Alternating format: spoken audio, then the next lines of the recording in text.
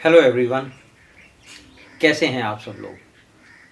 तो आज हम लोग बात करेंगे अभ्रक भस्म के बारे में। अभ्रक जो है वो एक मिनरल है। इसको इंग्लिश में माइका बोला जाता है। तो ये हमारे देश में काफ़ी प्रचुर मात्रा में पाया जाता है। और आयुर्वेद में अभ्रक को महारसायन की संज्ञा दी गई है। इसके बहुत सारे गुण और उपयोग हैं। तो आज उन सब के बारे में हम जानेंगे। अभ्रक क्या है, कहाँ पाया जाता है, इसके गुण क्या हैं, उपयोग क्या हैं। इसकी भस्म बनाने में थोड़ा सा मुश्किल है, कठिन विधि है इसकी, तो उसके बारे में बहुत ज़्यादा चर्चा आज हम नहीं करेंगे। थोड़ा थोड़ा आपको आइडिया दे देंगे। तो अभ्रक के बारे में आज हम लोग जानेंगे। तो अभ्रक जो है ये आम तौर पे पहाड़ों में पाया जाता है और बिहार में मिलता है, गिरिडीह में, और इसके अलावा बंगाल रानीगंज में मिलता है। राजस्थान के कुछ हिस्सों में, चित्तौड़गढ़ आदि में ये मिलता है।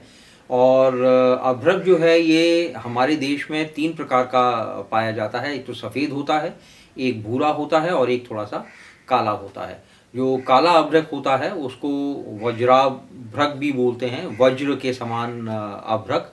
तो वज्राभ्रक बोलते हैं इसको। और इसकी खासियत ये है कि आग में तपाने पे इसमें कोई विशेष प्रभाव नहीं पड़ता, ये अपनी प्रॉपर्टीज़ नहीं बदलता। तो ये जो वज्राभ्रक है ये भस्म बनाने के काम में मोस्टली यूज़ किया जाता है। तो अभ्रक जो है उसकी भस्म बनाने का जो तरीका है उसमें तीन मेन तरीके हैं। एक तो साधारण अभ्रक बनता है जिसमें लगभग 10 बार उसको पुट दिया जाता है, 10 बार अग्नि में फूंका जाता है। और इसके अलावा 60 फुट वाला अभ्रक होता है और 100 फुट वाला अभ्रक होता है। एक सहस्र पुटी अभ्रक होता है जिसमें 1000 फुट दिए जाते हैं। तो जो सहस्र पुटी अभ्रक है, अभ्रक भस्म है, ये सबसे ज़्यादा पोटेंट होती है। और अभ्रक भस्म की जो खास बात है वो ये है कि ये जिस भी औषधि के साथ दिया जाएगा उस औषधि को ये उस औषधि की ये पोटेंसी को बढ़ा देता है। मतलब आप जैसे जनरली कोई भी दवाई आयुर्वेद की देते हैं, अगर वो बिना अभ्रक भस्म के आप देंगे तो वो थोड़ा सा कम इफ़ेक्टिव होगी। लेकिन जब उसमें अभ्रक भस्म मिल जाएगी तो ये उसकी पोटेंसी को बढ़ा देगा, उसकी इफ़ेक्टिवनेस को बढ़ा देगा। तो बहुत सारी बीमारियों में अभ्रक का यूज़ होता है। अभ्रक जो है ये तकरीबन किसी भी औषधि के साथ मिलके बहुत ही बेहतरीन काम करता है। तो आइए ब्रीफ में मैं आपको थोड़ा थोड़ा बता दूं किस बीमारी में किसके साथ इसका किस अनुपान के साथ आप इसको ले सकते हैं।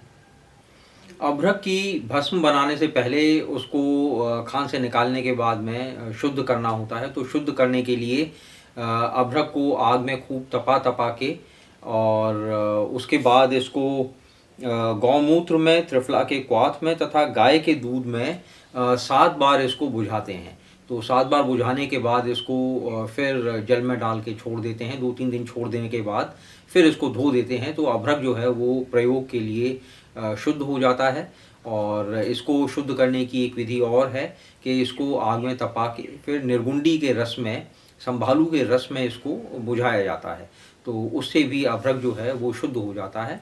और शुद्ध होने के बाद में अभ्रक को निश्चंद्र किया जाता है। निश्चंद्र का मतलब है जो अभ्रक शुद्ध होने के बाद मिलता है उसमें थोड़ी सी चमक होती है।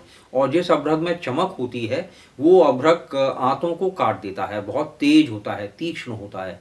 तो उसकी जो चमक होती है उसको कम करने के लिए पूरा विधान है, उसकी चमक को कम किया जाता है। और चमक को कम करने के बाद जब वो बिना चमक के रह जाता है, काले रंग का, फिर उसकी भस्म बनाई जाती है। और जो इसकी भस्म बनाने की जो प्रक्रिया है वो भी काफ़ी कठिन है, जटिल है। आम तौर पे आम आदमी अपने आप इसकी भस्म नहीं बना सकता, बिकॉज इसमें काफ़ी समय लगता है और काफ़ी लंबी विधि है इसकी। तो आज हम उस विधि की चर्चा नहीं करेंगे कि इसको कैसे इसकी भस्म बनाई जाती है। हम इसके भस्म के गुण और उसके प्रयोग के बारे में थोड़ा सा जानेंगे आज। अभ्रक भस्म जो है ये बहुत सारे रोगों में काम करता है, देह को दृढ़ करता है, सुदृढ़ करता है, ताकतवर बनाता है और इसके अलावा ये वीर्य को बढ़ाता है और तरुणावस्था को प्राप्त कराता है और मैथुन करने की जो शक्ति है वो प्रदान करता है। इसके अलावा ये राजयक्षमा में, टीबी में काफ़ी अच्छा काम करता है और कफशय के रोग जैसे बढ़ी हुई खांसी है या छाती में प्रॉब्लम है उसमें बहुत अच्छा काम करता है। दमा के लिए बहुत अच्छा है। अगर शरीर में धातुएं कम हो जाएं तो उन बढ़ी हुई कम हुई धातुओं को बढ़ाने में भी मदद करता है। इसके अलावा ये मधुमेह में बहुत अच्छा काम करता है और बहुमूत्र में अनेक प्रकार के जो प्रमेह हैं, प्रमेह का मतलब होता है जब पेशाब के साथ शरीर की धातुएं या कुछ भी शरीर के लिए उपयोगी जब पेशाब के रास्ते निकलने लगता है तो उसको प्रमेह कहा जाता है, जिससे शरीर दुर्बल हो जाता है। मधुमेह जो है ये भी एक प्रकार का प्रमेह ही है और इसमें फ़ायदा करता है।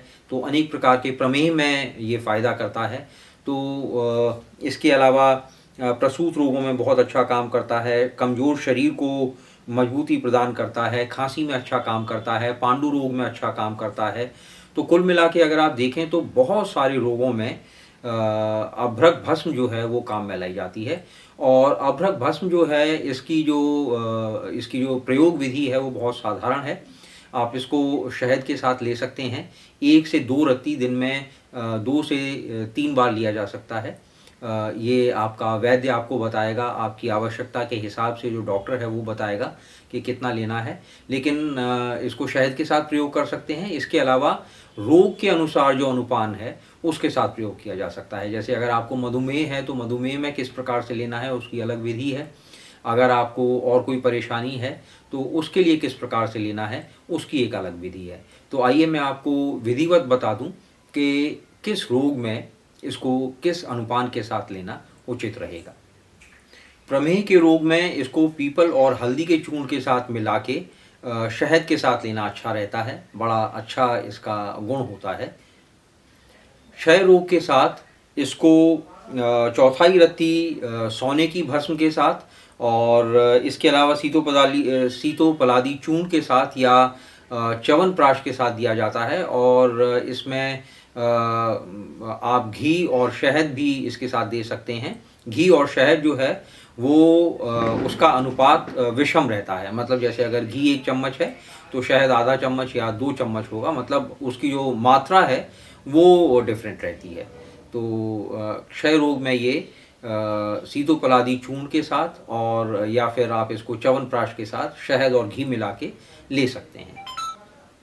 और अगर धातु बढ़ानी हो शरीर में, धातु बढ़ाने के लिए इसको सोने और चांदी की भस्म के साथ, छोटी इलायची के चूर्ण के साथ और शहद के साथ इसका सेवन करना उचित रहता है। इससे धातुएं बढ़ती हैं। रक्त पित्त के लिए अभ्रक भस्म को गुड़ और शक्कर और हरड़ का चूर्ण मिलाकर लिया जा सकता है या फिर इसको इलायची का चूर्ण और चीनी मिलाकर लिया जा सकता है दूर्वा के स्वरस के साथ। तो ऐसे में रक्त पित्त का जो रोग है जिसमें पित्त बढ़ जाता है रक्त में, तो उसमें ये लाभ करता है। अभ्रक भस्म को नेत्र ज्योति बढ़ाने के लिए भी प्रयोग में ला सकते हैं। त्रिफला चूर्ण के साथ शहद में मिला के लेने से नेत्र ज्योति जो है वो बढ़ती है। शरीर की बल वृद्धि के लिए इसको विदारी कंद के चूर्ण में मिलाकर गाय के धारोष्ण दूध के साथ लेने से शरीर का जो बल है वो बढ़ता है। अम्ल पित्त में आंवला चूर्ण या आंवला स्वरस के साथ लेने से ये बहुत लाभ करता है। अभ्रक भस्म को अगर अर्जुन छाल चूर्ण और मोती पिष्टी के साथ मिलाकर शहद के साथ यदि लिया जाए तो ये हृदय के लिए हृदय को बल प्रदान करने वाला होता है, हृदय रोगों में बहुत लाभ करता है। तो इसी प्रकार से अभ्रक जो है वो अलग अलग रोगों में अलग अलग अनुपान के साथ दिया जाता है और बहुत विशेष लाभ करता है। इसका अभ्रक भस्म जो है ये योगवाही कही गई है और योगवाही का मतलब होता है कि ये शरीर में अलग अलग स्थान पर बहुत तेज़ी के साथ पहुंचता है और जिस औषधि के साथ इसका प्रयोग किया जाता है उस औषधि को भी स्थान विशेष में बहुत तेज़ी से पहुंचाता है और जो औषधि है उसके असर को ये बढ़ा देता है। तो अभ्रक भस्म जो है ये बहुत ही गुणकारी औषधि है, लेकिन एक बात ज़रूर ध्यान रखिएगा कि ये ऐसी औषधि नहीं है जिसका प्रयोग आप अपने आप कर सकें। अगर आपको कोई भी रोग है तो अपने वैद्य से, आयुर्वेदिक डॉक्टर से सलाह लें और उसके परामर्श के अनुसार ही इसका प्रयोग करें, उसकी देख रेख में ही इसका प्रयोग करें, वो हमेशा अच्छा रहता है। मैं आमतौर पर ये मानता हूँ कि आयुर्वेद का अपना तरीका है डायग्नोसिस का और ट्रीटमेंट का, तो एक अच्छे आयुर्वेदिक डॉक्टर से अगर आप सलाह लेके आयुर्वेदिक दवाइयों का इस्तेमाल करेंगे तो ही अच्छा रहेगा। ये जो वीडियो बनाया है ये केवल आपकी जानकारी के लिए है। मुझे उम्मीद है कि अभ्रक भस्म से जुड़ी जो जानकारी है वो आज काफ़ी हद तक आपके डाउट्स को क्लियर कर पाई होगी। और अगर वीडियो अच्छा लगा हो तो प्लीज़ इसको लाइक कर दीजिएगा, और अगर आपको लगता है कि ये जानकारी दूसरों तक भी पहुंचनी चाहिए तो अपने फ्रेंड्स के साथ, फैमिली के साथ, रिलेटिव्स के साथ इसको शेयर भी कर दीजिएगा। और अगर आपने अभी तक हमारे चैनल को सब्सक्राइब नहीं किया है तो प्लीज़ इसको सब्सक्राइब कर लीजिएगा, ताकि आने वाले जो वीडियोज़ हैं उनका नोटिफिकेशन आपको मिल जाए और आप जानकारी हासिल कर सकें। साथ में बेल आइकन जो होता है उसको दबा दीजिएगा ताकि नोटिफिकेशंस आपको मिलते रहें। So with this I would like to end this video. Thank you very much. Have a great day.